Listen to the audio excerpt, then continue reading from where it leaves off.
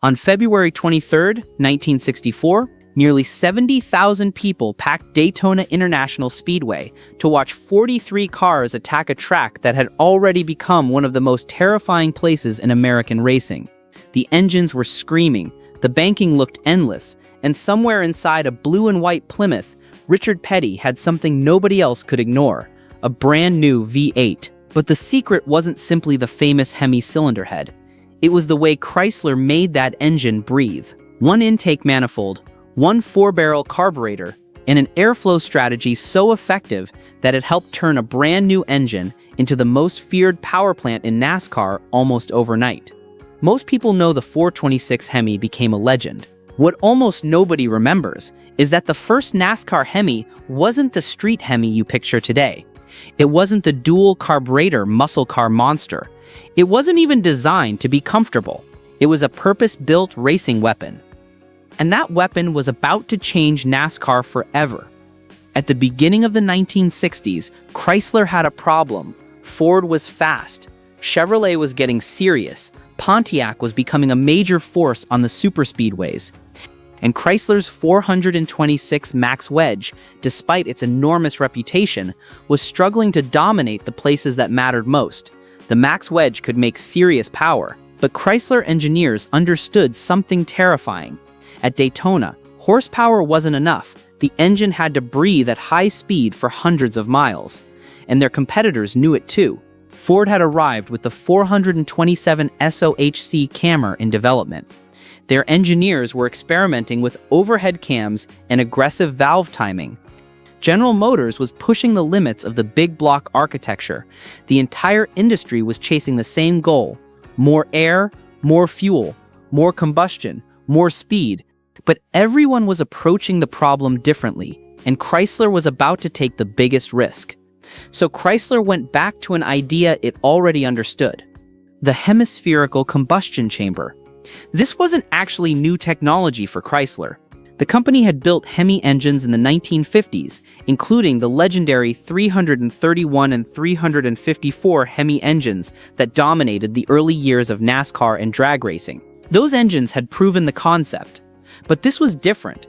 This was going to be bigger, stronger, and more aggressive than anything Chrysler had built before. The new engine kept the deep skirt architecture of the 426 Wedge family. But the cylinder heads were completely different. The valves could be positioned more directly across from each other, allowing Chrysler to use enormous intake and exhaust valves and create a straighter path for air entering and leaving the cylinder. The numbers were already intimidating. The bore measured 4.25 inches. The stroke was 3.75 inches. That produced 426 cubic inches. Compression was approximately 12.5 to 1 in the race configuration. The heads used 2.25-inch intake valves and 1.94-inch exhaust valves. Those valve sizes were absolutely enormous for the era. Most competing engines were running intake valves closer to 2.0 inches. Chrysler was pushing physical limits, and the block wasn't some fragile experiment. It had deep skirts and cross-bolted main caps designed to keep the crankshaft under control when the engine was being pushed brutally hard. The deep skirt design meant the cylinder block extended well below the crankshaft centerline, adding rigidity to the entire bottom end. The cross-bolted main caps used 4 bolts per cap instead of the traditional 2, clamping the crankshaft from multiple angles. This was an engine designed to survive warfare, but there was a catch. The Hemi had to get all that air into the cylinders, and that's where the intake manifold became the hidden weapon. Think about what an intake manifold actually does. It sounds simple. Air comes in through the carburetor, travels through the manifold, enters the intake ports, and eventually reaches the combustion chambers. But at racing speed, every turn matters. Every restriction costs pressure. Every sharp transition can disturb airflow. And every poorly designed runner can turn a powerful engine into a disappointment. Air doesn't just float through an intake manifold. At high engine speeds, it's moving violently. The pulses from opening and closing valves create pressure waves that bounce through the runners. The fuel droplets can separate from the air if the turns are too sharp. And if the manifold doesn't divide the airflow correctly, Some cylinders starve while others flood. The intake manifold is where theory meets reality. Chrysler's NASCAR engineers didn't need an intake that made the engine pleasant at 1,500 revolutions per minute. They needed one that worked when the engine was screaming. So they created a single 4-barrel dual-plane intake specifically for the circuit racing Hemi. The first NASCAR Hemi manifold was an aluminum design, casting number 2468043, and it was fundamentally different from the spectacular cross-ram intake used on the drag racing version. That distinction matters. The drag Hemi could use 2 carburetors because it was built for short bursts of acceleration. NASCAR was different. This engine had to run around Daytona again and again and again. The circuit version used a single 4-barrel carburetor. Most of the teams used a Carter AFB 4-barrel, though some experimented with Holley carburetors. The carburetor sat directly on top of the manifold, feeding into a divided plenum that split the incoming air into 2 separate planes. And instead of chasing maximum airflow with 2 giant carburetors, Chrysler focused on delivering the right airflow to the right cylinders at the right time. The dual-plane design meant that each plane fed 4 cylinders, but not 4 cylinders in sequence. The firing order was distributed across the 2 planes so that intake pulses were staggered, preventing the cylinders from fighting each other for air. That was the trick, and it required an understanding of fluid dynamics that most engine builders in 1964 were still learning. The engineers at Chrysler spent months testing different runner lengths, plenum volumes, and divider heights. They used flow benches to measure how air moved through prototype manifolds. They tested engines on dynamometers, changing only the intake manifold, searching for the combination that produced the most consistent power across the RPM range. Because inconsistency kills engines in endurance racing. And then, just weeks before Daytona, Chrysler discovered a disaster. The new Hemi blocks were cracking during endurance testing. The engineers had been simulating the punishment of a 500-mile race, and the cylinder walls began to fail. Imagine that. You've spent months creating an engine specifically to win the Daytona 500. The race is almost here, and your new engine is breaking before it even reaches the starting grid. The problem was serious enough that Chrysler engineers rushed to modify the casting itself. The water jackets were changed so more iron could surround the high-stress areas of the cylinder walls. They reinforced the areas around the cylinder bores where thermal expansion was causing the cracks. They adjusted the coolant flow paths to reduce hot spots. They revised the foundry process to improve the metallurgical structure of the cast iron itself. New blocks had to be cast, machined, heat-treated, assembled, and somehow delivered to Daytona. The clock was running out. Some of the blocks were literally driven from the Chrysler engineering facility in Michigan straight to Florida in unmarked trucks. Engineers worked through the night assembling engines trackside. Teams practiced with older engines and then swapped in the new Hemi power plants just before qualifying. The Hemi wasn't ready, but Daytona was waiting. And when qualifying began, the numbers got everyone's attention. The new Chrysler cars were capable of speeds in the 170 mph range around the giant oval. Richard Petty, driving the number 43 Plymouth, was suddenly carrying a weapon that could stay on the gas while the competition fought to keep up. Paul Goldsmith's Plymouth hit 174 miles per hour during practice. The Ford teams watched in disbelief. The Chevrolet crews started making desperate adjustments. Nothing worked. The Hemi was simply faster. But there was still one question. Could the engine survive? Because making power for 1 lap is easy, compared with making power for 500 miles.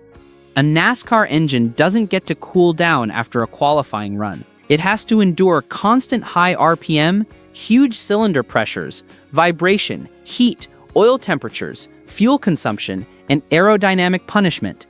And if the intake system isn't working correctly, the engine doesn't just lose horsepower, it loses the race.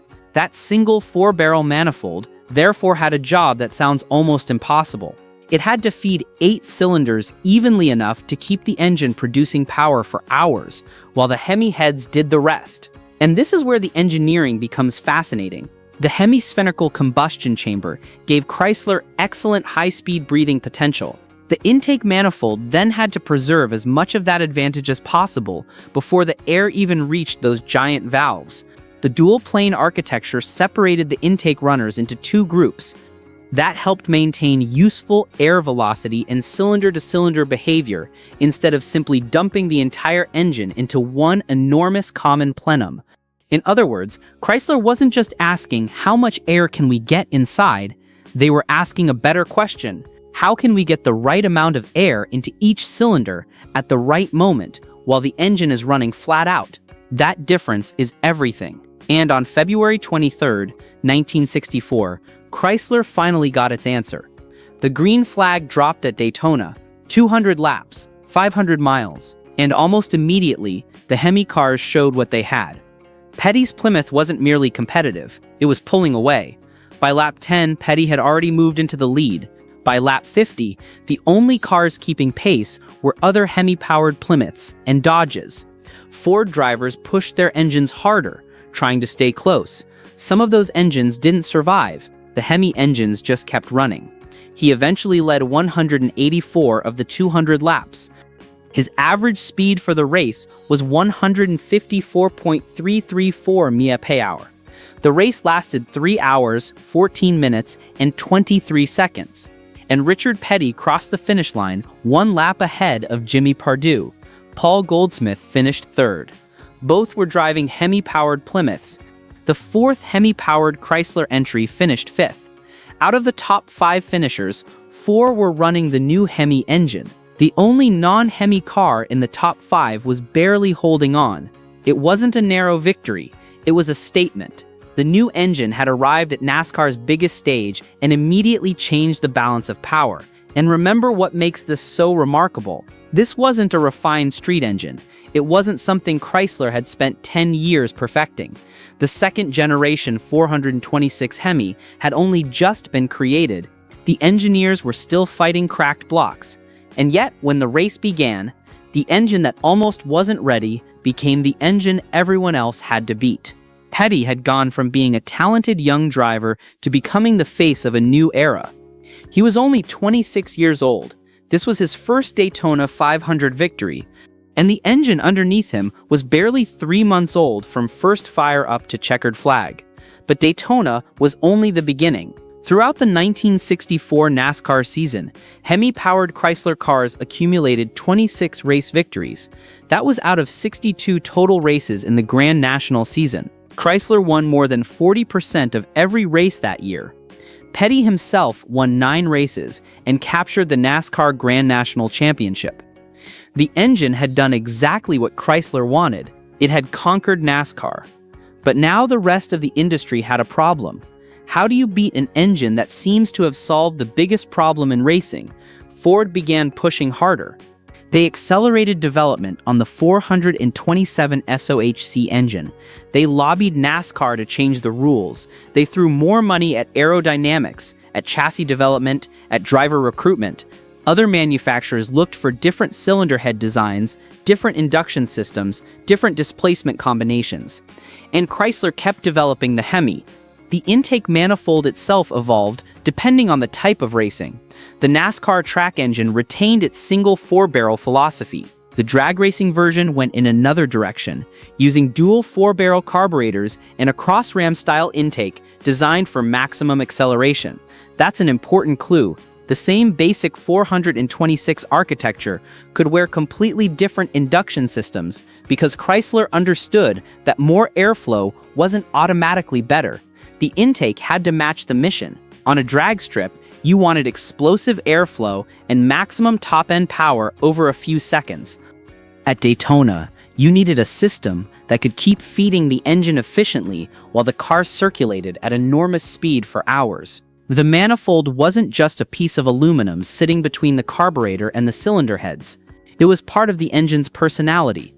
It determined whether the engine made power smoothly or violently. It controlled whether the fuel stayed suspended in the air or puddled in the runners. It decided whether cylinder number 1 got the same charge as cylinder number 8. And that's why the NASCAR Hemi became so difficult to defeat. The cylinder heads created the potential. The compression ratio created the pressure. The camshaft determined when the valves opened. The enormous valves let the engine breathe.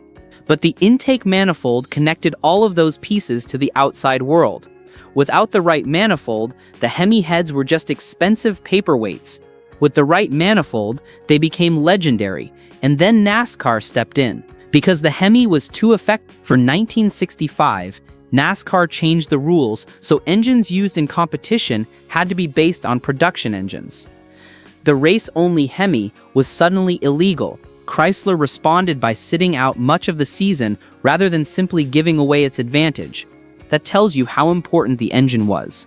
They weren't willing to surrender the Hemi's architecture. They were willing to leave the battlefield temporarily and build a version that could legally return.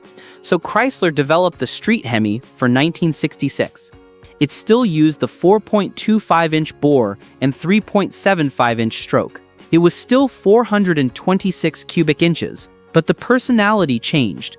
Compression dropped to roughly 10.25 to 1. The camshaft became milder, and the induction system became more street-friendly, using an aluminum dual-plane manifold with 2 Carter 4-barrel carburetors. The production engine was advertised at 425 horsepower and 490 pound-feet of torque. Those numbers were conservative. Most people believe the actual output was significantly higher. But advertising 425 horsepower kept insurance companies and regulators from panicking. Now the Hemi could legally exist in a showroom car, and that meant Chrysler could take it back to NASCAR. The monster had found a loophole. But by then, something much bigger had happened. The Hemi had become a philosophy. Don't just build a bigger engine. Make the engine breathe. Make the airflow efficient. Build the blocks strong enough to survive. Then match the induction system to the track. That philosophy would influence American performance engines for decades. And the 426 Hemi's legacy went far beyond NASCAR. Its architecture became legendary in drag racing. Top fuel dragsters began using Hemi-based engines that would eventually produce thousands of horsepower. Funny cars adopted the design.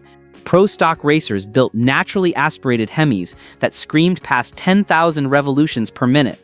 Its basic design eventually evolved into one of the most successful engine families in American motorsport, and the name Hemi became almost synonymous with American horsepower. Decades later, Chrysler would bring back the Hemi name for a new generation of engines, and even though the modern engines are significantly different, the name still carries the weight of 1964. But the strangest part of the story is that the component people remember least may have been one of the most important: the intake manifold. Nobody puts a poster of an intake manifold on their bedroom wall. Nobody hears the word dual plane and immediately thinks of Richard Petty flying around Daytona.